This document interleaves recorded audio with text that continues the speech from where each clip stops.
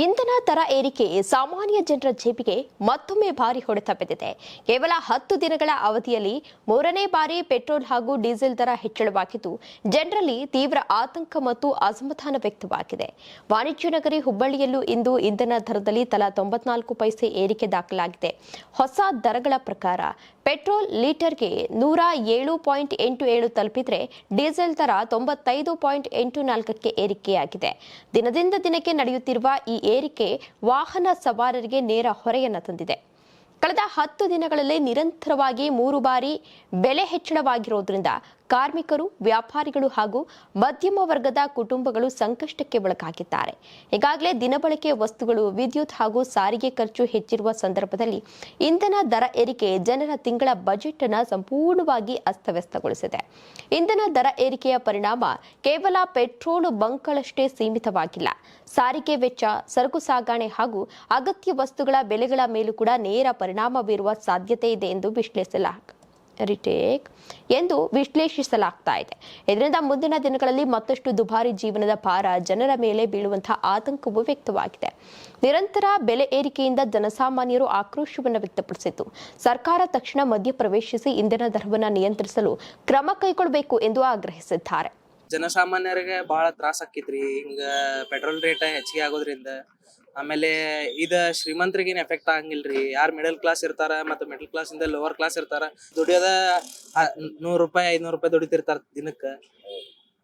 ಅವ್ರಿಗೆ ಎತ್ತಾಗ ಮನಿ ಸಂಭಾಳಿಸ್ಬೇಕು, ಇನ್ ಎತ್ತಾಗ ಹಾಕೊಂಡ ಅಡ್ಡಾಡ್ಬೇಕ, ಓಲಾ ಉಬರ್ ಅವ್ರಿಗೆ ತ್ರಾಸ ಆಕೈತಿ. ಆಮೇಲೆ ಆಟೋದವ್ರಿಗೆ, ಯಾರು ದುಡಿತಿರ್ತಾರ ಅವ್ರಿಗೆ ತ್ರಾಸ ಬಾಳ ಆಕೈತ್ರಿ. ಆಗ್ಬೇಕ್ರಿ, ಬಟ್ ಅದ್ರ ತಕ್ಕಂಗ ಪೇಮೆಂಟ್ ಇರ್ಬೇಕಲ್ರಿ. ಈಗ ಪೇಮೆಂಟ್ ಅದು ಇದ್ದಾಗ ಅವ್ರಿಗೆ ರೆಸ್ಪಾನ್ಸ್ ಅದು ಬಂದಾಗ ಅವ್ರ ದುಡ್ಯಾಕ ಸ್ವಲ್ಪ ಹಿಂದ ಮುಂದ ನೋಡಂಗಿಲ್ರಿ. ಪೇಮೆಂಟ್ ಎಷ್ಟೈತಿ ಅಷ್ಟ ಐತ್ರಿ, ಬೆಲೆ ಏರಿಕೆ ಅಂತೂ ಜಾಸ್ತಿ ಆಗತೈತಿ. ರೇಷನ್ ಬೆಲೆನು GST ಇರ್ತೈತಿ. ಆಮೇಲೆ GSTನೂ ಕೊಡ್ಬೇಕು ನಾವು ಪ್ರತಿಯೊಂದಕ್ಕೂ. ಆಮೇಲೆ ಟ್ಯಾಕ್ಸ್ ಎಲ್ಲಾ ಇನ್ಕ್ಲೂಡ್ ಆಗಿ ಎಲ್ಲಾ ಹೋತಂದ್ರ ಪಾಪ ಅವ್ರ ಮಿಡಲ್ ಕ್ಲಾಸ್ ಜನ ಏನ್ ಮಾಡ್ಬೇಕ್ರಿ. ತುಂಬಾ ಜಾಸ್ತಿ ಆಗ್ತಾ ಇದೆ ಸರ್, ಭಾಳ ಪ್ರಾಬ್ಲಮ್ ಆಗ್ತಾ ಇದೆ. ಆಮೇಲೆ ಏನು ಮಾಡೋಕ್ಕಾಗುತ್ತಿಲ್ಲ, ಏನು ಮಾಡೋದು, ಏನು ಮಾಡಬೇಕಿಲ್ಲ, ಸಮಸ್ಯೆ ಎಲ್ಲ ಭಾಳ. ಏನು ಸಮಸ್ಯೆ, ಹೆಂಗೆ ಪರಿಹಾರ ಮಾಡಬೇಕು? ಗೌರ್ಮೆಂಟ್ನವ್ರು ಇದ್ರ ಬಗ್ಗೆ ಇದು ಮಾಡ್ಕೋಬೇಕು.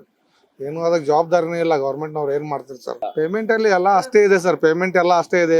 ಎಲ್ಲ ಬಾಡಿಗೆ ಅಷ್ಟೇ ಕೊಡ್ತಾ ಇದ್ದಾರೆ, ಎಲ್ಲ ಜಾಸ್ತಿ ಆಗ್ತಾ ಇಲ್ಲ. ದಿನ ಪೆಟ್ರೋಲ್ ಡೀಸೆಲ್ ಎಲ್ಲ ಜಾಸ್ತಿ ಆಗ್ತಾ ಇದೆ.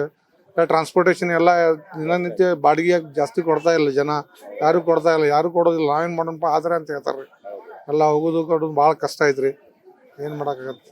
ಹಿಂಗೆ ಮಾಡಿದ್ರೆ ಸರ್ ಹೆಂಗೆ ಸರ್?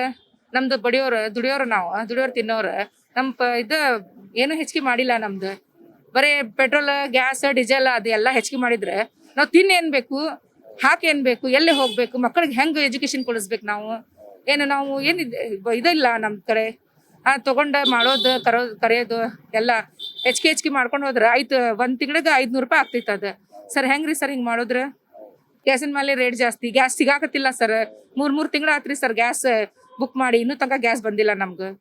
ಹೆಂಗ್ ಮಾಡೋದ್ರಿ ಹೇಳ್ರಿ ನೀವು? ನಾವು 5 ರೂಪಾಯಿ ಜಾಸ್ತಿ ಆಯ್ತು 10 ದಿವಸ.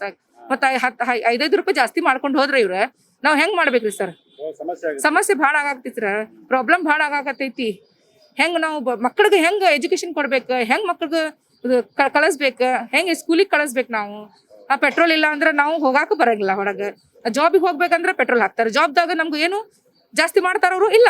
ನಿಮ್ದು ಪೇಮೆಂಟ್ ಎಷ್ಟೈತಿ? 20,000 ರೂಪಾಯಿ ಇದ್ರೆ 20 ಕೊಡಾಕತ್ತಾರ ಅವ್ರು. ಜಾಸ್ತಿ ಆದ್ರೆ ಜಾಸ್ತಿ ಕೊಡ್ರಿ ಅಂತ ಕೊಡ್ತಾರೇನ್ರಿ? ಕೊಡಂಗಿಲ್ಲ ಸರ್.